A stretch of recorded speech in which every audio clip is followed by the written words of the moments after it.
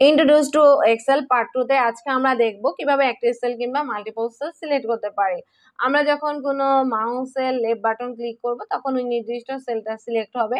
এছাড়াও কিন্তু আমরা অ্যারো কি গুলো প্রেস করে করে কিন্তু আমরা সেলগুলোকে সিলেক্ট করতে পারি।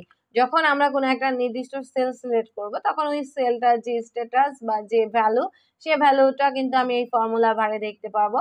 এবং ওই সেলের একটা নেম আছে, প্রত্যেকটা সেলের কিন্তু আলাদা আলাদা নাম আছে, ওই নামটা কিন্তু আমরা এই নেম বক্সে দেখতে পাবো। আমরা কিন্তু একটা সেল সিলেক্ট করতে পারি, আমরা চাইলে কিন্তু মাল্টিপল কলাম কিংবা মাল্টিপল রো এর একটা নির্দিষ্ট এরিয়া সিলেক্ট করতে পারি, তখন কিন্তু সেটা সেল সিলেক্ট হবে না, রেঞ্জ সিলেক্ট বা এরিয়া সিলেক্ট বলবো। এবং একটা নির্দিষ্ট রেঞ্জের কিন্তু একটা নাম আছে, যেমন আমি এখানে C6 নাম্বার সেল থেকে শুরু করে আমি C13 পর্যন্ত সেলটাকে সিলেক্ট করে নিয়েছি। আমি যদি চাই এভাবে কিন্তু মাল্টিপল কলাম মাল্টিপল রো এর একটা এরিয়া সিলেক্ট করতে পারি। আমরা যখন কন্ট্রোল শিফট ধরে ডাউন এরো প্রেস করব তখন কিন্তু আমার এই যে পুরো কলামটা যেখান থেকে ধরেছি সেখান থেকে পুরো নিচ পর্যন্ত কিন্তু আমার সিলেক্ট হয়ে গিয়েছে। তারপরে আমি যদি চাই আমি একটা কলাম সিলেক্ট করতে পারি, তার জন্য এই যে কলামের উপরে কলাম হেডার আছে ABCD কে আমরা বলবো কলাম হেডার, তার উপরে যখন আমি কার্সরটা রাখবো আমার এরকম একটা আইকন চলে আসবে। এখানে প্রেস করলে কিন্তু আমার পুরো এখানে নিচ পর্যন্ত কলামগুলো সিলেক্ট হয়ে যাবে। তারপরে আমরা কিন্তু রো সিলেক্ট করতে পারি, এই যে 1 2 3 4 এগুলোকে রো হেডার বলে। আমরা যখন রো হেডারের উপরে এরকম আইকনটা দেখব তখন ক্লিক করলে কিন্তু আমার পুরো রোটা সিলেক্ট হয়ে যাবে।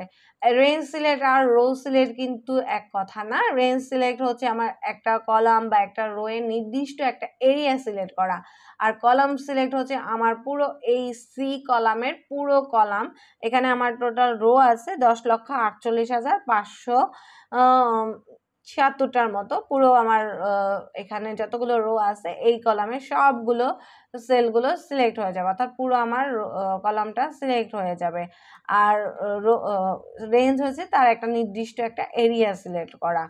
আমি যখন শিফট দিয়ে স্পেস দিব তখন কিন্তু আমার পুরো একটা রো সিলেক্ট হয়ে যাবে, এবং আমি যখন কন্ট্রোল ধরে স্পেস দিব তখন কিন্তু কিবোর্ড শর্টকাটে কিন্তু আমার পুরো কলাম সিলেক্ট হয়ে যাবে। তাহলে কিবোর্ড শর্টকাট হচ্ছে কলাম সিলেক্টের কন্ট্রোল স্পেস, এবং রো সিলেক্টের শর্টকাট হচ্ছে শিফট স্পেস। এভাবেই কিন্তু আমরা এক মাল্টিপল সেল সিলেক্ট করতে পারি, একটা নির্দিষ্ট রেঞ্জ সিলেক্ট করতে পারি, চাইলে কিন্তু আমরা কলাম সিলেক্ট করতে পারি, রো সিলেক্টও করতে পারি। এখন আমরা দেখব কিভাবে রো ইনসার্ট করা যায়। তার জন্য সর্বপ্রথম আমার রোটাকে সিলেক্ট করতে হবে। যখন আমি রো হেডার উপরে এরকম একটা আইকন আসবে তো ক্লিক করলে কিন্তু আমার পুরো রোটা সিলেক্ট হয়ে যাচ্ছে। তারপরে আমি মাউসের রাইট বাটন ক্লিক করলে কিন্তু আমার এরকম একটা ডায়লগ বক্স আসবে, এখান থেকে যখন আমি ইনসার্ট ক্লিক করব আমার কিন্তু এই যে দেখতে পাচ্ছি রোটা ইনসার্ট হয়ে গেছে। আমি যদি এরকম মাল্টিপল রো ইনসার্ট করতে চাই তাহলে আমি যতগুলো রো ইনসার্ট করব ততগুলো রো সিলেক্ট করব, করার পরে আমি এখানে রাইট বাটন ক্লিক করব, তারপর ইনসার্ট প্রেস করব, তখন কিন্তু আমার ওই রোগুলো সিলেক্ট হয়ে যাবে। যেমন আমি 4টা রো কিন্তু সিলেক্ট করেছি তারপর ইনসার্ট করেছি, তো আমার এখানে 4টা রো সে ইনসার্ট করে দিয়েছে। তারপরে আমি কিন্তু রো সিলেক্ট করতে পারি না, একইভাবে কিন্তু কলামও সিলেক্ট করতে পারি। তার জন্য কলামের পুরো কলামটাকে এভাবে সিলেক্ট করে নিব, তারপর রাইট বাটন ক্লিক করব, ইনসার্ট প্রেস করব, তাহলে কিন্তু আমার রো কলাম ইনসার্ট হয়ে গেছে। আমি কিন্তু এইভাবে চাইলে মাল্টিপল কলামে ইনসার্ট করতে পারি। তো আমি যতগুলো কলাম ইনসার্ট করব ততগুলো কলাম সিলেক্ট করার পর রাইট বাটন ক্লিক করে আমি যখন ইনসার্ট বাটনে ক্লিক করব তখন কিন্তু আমার মাল্টিপল কলামও ইনসার্ট হয়ে যাবে।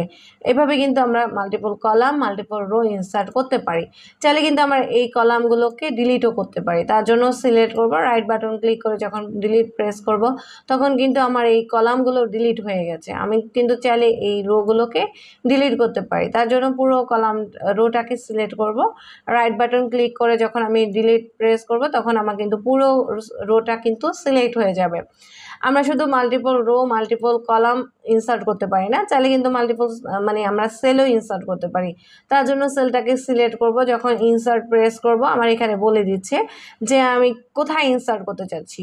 আমি এখানে শিফট সেল রাইট, আমি যদি রাইট সাইডে সেলটাকে ইনসার্ট করতে চাই আমি এটা সিলেক্ট করতে পারি, যদি আমি ডাউনে সেলটাকে ইনসার্ট করতে চাই আমি এটা সিলেক্ট করতে পারি, আর যদি আমি রো ইনসার্ট করতে চাই তাহলে এইখানে প্রেস করলে আমার পুরো রো ইনসার্ট হয়ে যাবে।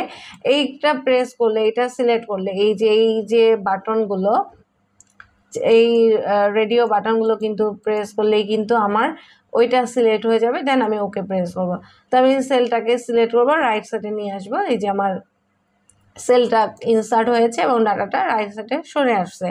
আমরা কিন্তু একইভাবে কিন্তু সেলটাকে ডিলিট করতে পারি। সেল সিলেক্ট করব, যে সেলটা ডিলিট করতে চাচ্ছি, রাইট বাটন ক্লিক, দেন আমি ডিলিট প্রেস করব এবং আমি ডিলিট প্রেস করার পর সেলটাকে আমি লেফট সাইডে নিয়ে আসব। তো আমার এভাবে চলে আসছে। আমরা কিন্তু এভাবে খুব সহজে multiple cell, multiple row, multiple কলামও ইনসার্ট করতে পারি। এখন আমরা কিছু আইকনের সম্পর্কে পরিচিত হব। যে আমি দেখতে পাচ্ছি এই যে এই আইকনটা, এই যে প্লাস যে আইকন, এটাকে আমরা বলবো সিলেকশন আইকন। যখন আমি কোনো সেল ক্লিক করতেছি এই আইকনটা আসলে, তখন কিন্তু আমার পুরো সেলটা কিন্তু সিলেক্ট হচ্ছে। আমরা কিন্তু এই আইকনটা ধরে এভাবে কিন্তু মাল্টিপল সেল সিলেক্ট করতে পারি। এটাকে আমরা বলবো সিলেকশন আইকন। তারপর আমি যখন কোনো একটা সেল সিলেক্ট করবো, এই যে এই চতুর্পাশে যে অ্যারো চিহ্ন, এটাকে আমরা বলবো মুভ আইকন। এটা দিয়ে যখন আমি ড্র্যাগ অ্যান্ড ড্রপ করে কোনো জায়গায় নিয়ে আসবো, তখন কিন্তু আমার সেলটা এখান থেকে সরে অন্য জায়গায় মুভ হয়ে যাবে। এইভাবে কিন্তু আমরা আমার পুরো সেলটাকে আমরা মুভ করতে পারি এই মুভ আইকন দিয়ে। চাইলে কিন্তু আমরা এইভাবে রেঞ্জটাকে ধরবো, ধরে কিন্তু আমরা এই মুভ আইকনটা পুরো রেঞ্জটাকে এই সিলেকশন আইকন দিয়ে সিলেক্ট করব। করার পরে এই পাশে যে চারপাশে যে সিলেকশনের বর্ডার একটা গ্রিন কালার, এটার উপরে ধরলেই কিন্তু আমার এই মুভ আইকনটা চলে আসবে। তারপরে যখন আমি এটাকে টেনে অন্য জায়গায় সরিয়ে নিয়ে আসবো, তখন কিন্তু আমার পুরো সেলটাকে এভাবে কিন্তু আমরা মুভমেন্ট করাতে পারি। তারপরে আমরা আসতেছি অটোফিল আইকন। অটোফিল আইকন হচ্ছে যখন আমি এখানে 1 লিখবো, এই নিচে একটা মানে রাইট সাইডে দেখতে পাবো একটা ডট স্কোয়ার শেপ। এখানে যখন আমি কার্সরটা ধরবো, একটা প্লাস আইকন চলে আসছে। এটাকে আমরা বলবো অটোফিল আইকন। যখন এই আইকন ধরে আমরা নিচে টান দেব, তখন কিন্তু আমার এই সেলের রেফারেন্স অনুযায়ী বাকিগুলো কিন্তু ফিল আপ হয়ে যাবে।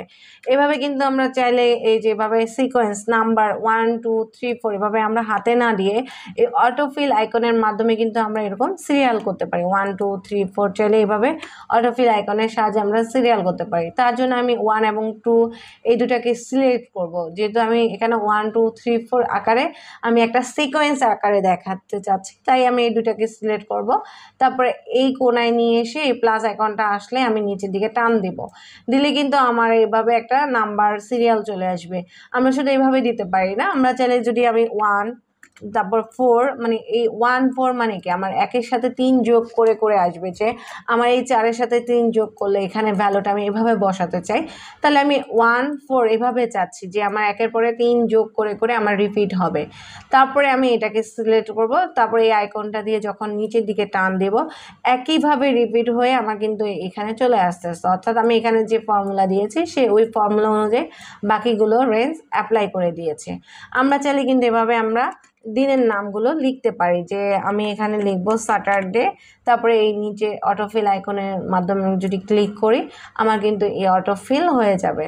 তারপরে আমরা দেখব হচ্ছে যে এই যে আমরা পুরো রোটা সিলেক্ট কিভাবে আমরা রো এবং কলামগুলোকে ছোট বড় করতে পারি। এই রো এবং কলামের এই মাঝখানে যেমন এম এবং এন নাম্বার যে কলাম দুটো আছে, এর মাঝখানে একটা দাগ দেখতে পাচ্ছি। এখানে যখন কার্সরটা ধরবো, এই রকমের একটা আইকন আসবে। এই আইকনটা যখন আসবে, তখন আমরা কার্সরটা যেদিকে নিব সেদিকেই কিন্তু আমার বাড়বে। যে আমি এদিকে নিতেছি, আমার উইথ বাড়তেছে, আবার এদিকে সরে আনলে আমার উইথ কমে যাচ্ছে। আবার চাইলে কিন্তু আমি এদিকে টান দিলে কিন্তু আমার উইথটা কমে যাবে। আবার এইটা মানে এই পাশের উইথটা চলে যাবে। এই যে আমার এই আইকনগুলো এভাবে টেনে টেনে টেনে আমরা কিন্তু কলামের উইথ হাইট বাড়াতে পারি। এবার আমরা দেখব রো এর হাইট কিভাবে বাড়ায়। এই যে আমার এই আইকনের মাঝখানে ধরলে কিন্তু এরকম একটা আইকন আসবে, এটা দিয়ে কিন্তু আমরা কলাম ধরতে পারি। তারপরে আমি দেখতেছি আমার এখানে যে ডিপার্টমেন্টটা আমার জায়গা হচ্ছে না, তো আমি এখানে মাঝখানের আইকনে ডাবল ক্লিক করলে কিন্তু আমার এখানে যে পরিমাণ কন্টেন্ট, একটা কন্টেন্ট লেখার জন্য যে পরিমাণ জায়গা দরকার, সেই পরিমাণ কিন্তু আমার এখানে একটা স্পেস অটোভাবে নিয়ে নিচ্ছে। তো এর জন্য আমাকে কি করতে হবে, এখানে যে এফ এবং এর মাঝখানে যে দাগটা আছে, সেই দাগে আমি ডাবল ক্লিক করলেই কিন্তু আমার এটা চলে আসবে। এভাবে কিন্তু আমরা রো এর কিন্তু হাইট বাড়াতে পারি এবং কলামের উইথ বাড়াতে পারি।